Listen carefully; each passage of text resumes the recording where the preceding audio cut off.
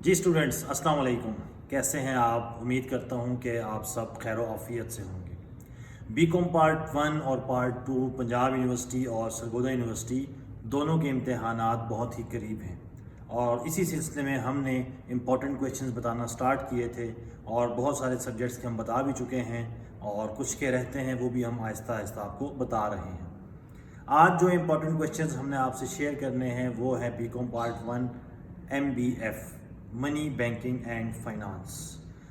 जैसे कि नाम से ज़ाहिर है, इस पेपर में जो पेपर का पोर्शन है वो 3 हिस्सों में डिवाइड है। पहला पोर्शन मनी है, दूसरा है बैंकिंग और तीसरा है फाइनेंस। अगर 9 सवाल आने हैं पेपर में तो 3 आपके मनी से आएंगे, 3 बैंकिंग से और 3 ही फाइनेंस से। तो सबसे पहले हम स्टार्ट करेंगे मनी से। इम्पॉर्टेंट क्वेश्चन में जो सबसे पहले है वो है कि मनी किसे कहते हैं, क्वालिटीज़ ऑफ गुड मनी क्या है।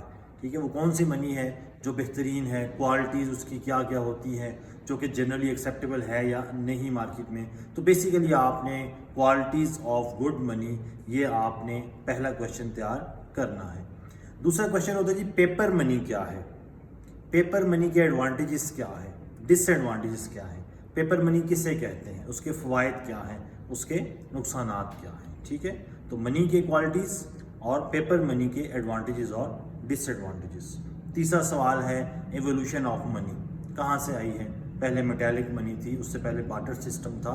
ठीक है, मनी की कितनी किस्में हैं ये वो आपसे पूछेगा और कैसे कैसे एवोल्यूट होती हुई आई है और आज हम तक कॉइन्स या पेपर मनी आ चुके हैं। तो ये क्या सारा प्रोसीजर था, बेसिकली कितनी टाइप्स है मनी की आप ये भी कह सकते हैं। नेक्स्ट क्वेश्चन है डीवैल्यूएशन ऑफ मनी।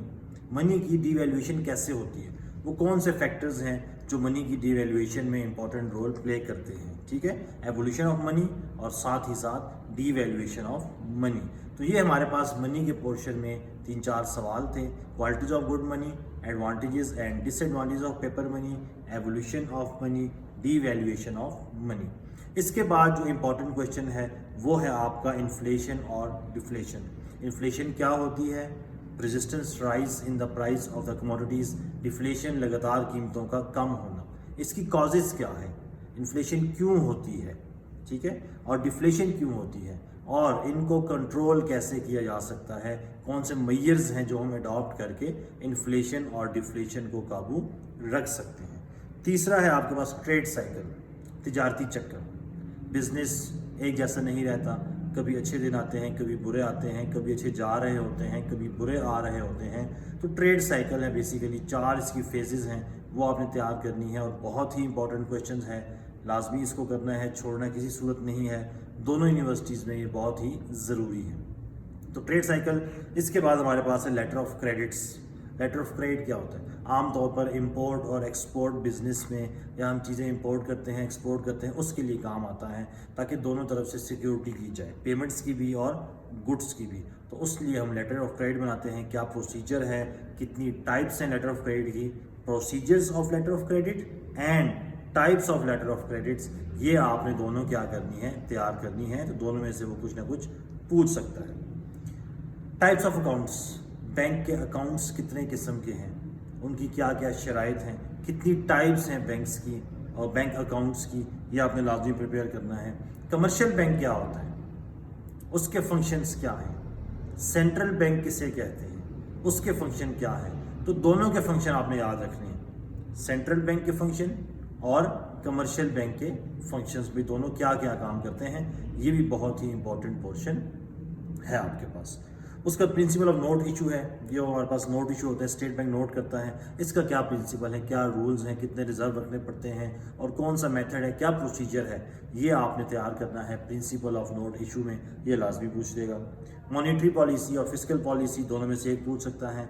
ठीक है, मुल्क के अंदर अनएम्प्लॉयमेंट हो गई, इन्फ्लेशन हो गई और गुर्बत होगी, पॉवर्टीज़ को कंट्रोल करने के लिए, इंटरेस्ट रेट को कंट्रोल करने के लिए 2 किस्म की पॉलिसीज़ हैं, फिस्कल पॉलिसी है और मॉनेटरी पॉलिसी है। तो इनको आपने ज़रा एक्सप्लेन करना है डीपली, ये भी आपसे क्वेश्चन वो पूछ सकता है।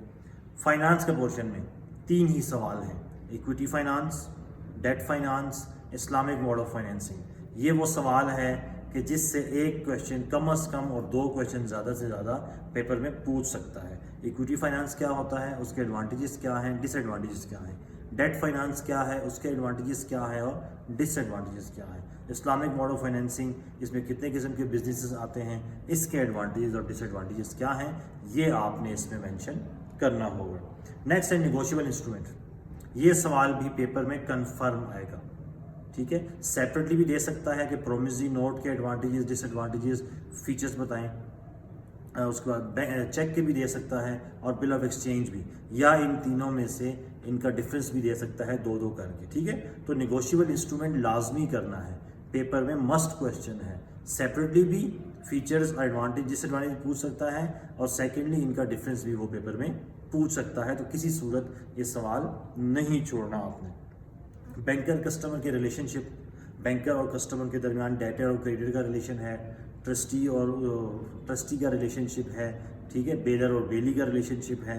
تو مختلف قسم کے ریلیشن شپ بتائے گئے ہیں بک میں کہ بینکر اور کسٹمر میں کیا کیا تعلق ہو سکتا ہے, وہ آپ نے لازمی کرنا ہے.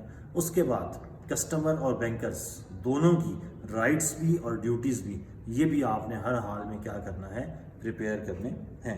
اس کا بارٹر سسٹم ہے, بارٹر سسٹم کسے کہتے ہیں, اس کے ایڈوانٹیجز کیا ہیں اور اس کے ڈس ایڈوانٹیجز کیا ہیں, اور ان ڈس ایڈوانٹیجز کو کیسے کور کیا گیا, اور اس کے بعد منی کی ایولیوشن ہوئی, یہ آپ نے سارے جو مینشن کرنا ہے, ٹھیک ہے. بارٹر سسٹم کیا ہوتا ہے, اس کے ایڈوانٹیجز اور ڈس ایڈوانٹیجز. اور آخر میں انڈیکس نمبر ہے, فارن ایکسچینج ہے. یہ شارٹ کویشچن میں وہ پوچھ سکتا ہے, لانگ کویشچن میں کبھی اس نے پوچھا نہیں ہے.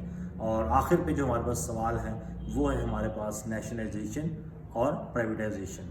نیشنلائزیشن کیا ہوتی ہے, پرائیویٹائزیشن کیا ہوتی ہے, ان کی کازز کیا ہے, اور کون سی والی جو ہے وہ عوام کے لیے یا ملک کے لیے بہتر ہے. اور ان دونوں کا وہ ڈفرینس بھی پوچھ سکتا ہے کہ نیشنلائزیشن اور پرائیویٹائزیشن میں ڈفرینس ہمارے پاس کیا ہے. تو یہ ہمارے پاس امپورٹنٹ کویشچنس تھے منی بینکنگ اینڈ فائنانس کے. لیکن اس میں جو امپورٹنٹ چیزیں آپ نے لازمی پریپیئر کرنی ہے, سب سے پہلے وہ نیگوشیبل انسٹرومنٹ ہے, اس کے بعد کمرشل بینک اور سینٹرل بینک ہے, right and duties of banker and customer ہیں, relationship of banker and customer ہیں, qualities of good money, advantages of money and disadvantage of money, یہ آپ نے لازمی پریپیئر کرنے ہیں. اس کے بعد پھر آپ نے ٹریڈ سائیکل اور لیٹر آف کریڈٹ کی طرف آنا ہے. تو اگر کہیں کہ ان امپورٹنٹ کویشچنز میں سے بھی یہ 5 کویشچن جو ہیں یہ آپ کے بہت ہی زیادہ امپورٹنٹ ہیں. تو یہ ہمارے پاس امپورٹنٹ کویشچنز تھے منی بینکنگ اور فائنانس کے. انشاءاللہ اگلے کویشچنز کے ساتھ ہم پھر حاضر ہوں گے. اللہ حافظ.